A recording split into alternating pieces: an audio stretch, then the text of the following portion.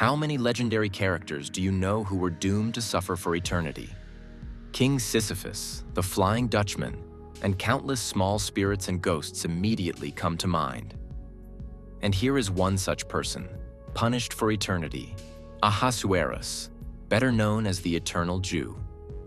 Ahasuerus was an ordinary, unremarkable Jewish shoemaker. He sat in his workshop, earned his living by his craft, and, perhaps, his life would have passed without leaving any memory of him, if not for one incident, namely, a meeting with Jesus Christ. According to legend, the last path of Jesus Christ ran past the house of Ahasuerus.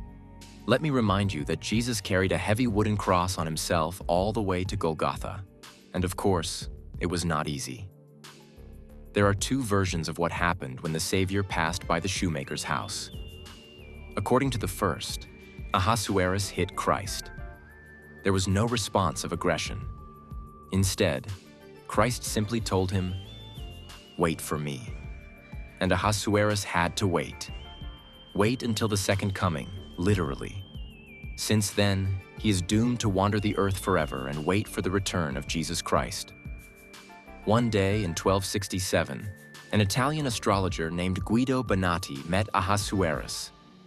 The Eternal Jew then introduced himself as John Buttadeus. Buttadeus is translated as "he who hit God." There is also a second version, according to which Ahasuerus did not hit Christ. The Savior asked permission to lean against the shoemaker's house to rest a little. To the request, Ahasuerus sarcastically replied that Jesus should go on without stopping, because he would be able to rest on the way back, implying that if Christ is who he claims to be, then he will not die on Golgotha and will calmly return back. In response, Ahasuerus heard, "I will go, but you will also go and wait for me." And Ahasuerus went, and he will go until he waits for Jesus Christ. Sometimes the Eternal Jew is also called another Jew, namely Malchus. Malchus was either the one whose ear the Apostle Peter slapped in the Garden of Gethsemane, or a servant of the high priest. In the second case, he hit Christ on the cheek. For this, he is doomed to wander the dungeon for eternity. This story is not described in the Bible, and it is not in the early Christian traditions. Similar stories about a man who is punished with eternal life for insulting Christ are found in the early Middle Ages, and the plot is fully formed around the 12th to 13th centuries. At that time, the hero gets his name, which is completely uncharacteristic for Jews. Ahasuerus. Sometimes he is called Kartaphilos, which also quite corresponds to Greek etymology. Moreover, the plot of this legend does not correspond at all with the Gospel sermon and with the event line. Christ repeatedly forbids his disciples to enter into conflict with anyone. Not only does he not try to punish, but he even prays for forgiveness of those who torture him.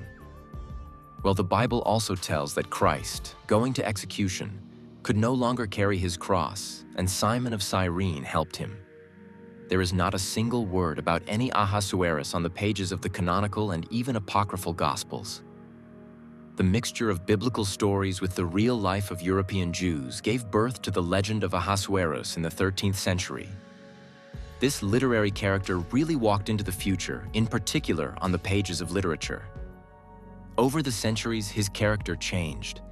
He turned into a repentant sinner. Sometimes he was allowed to simply live, no longer in eternal walking. Ahasuerus even became just an observer who, like no one else, could see all the vanity of the world and the difficulty of life,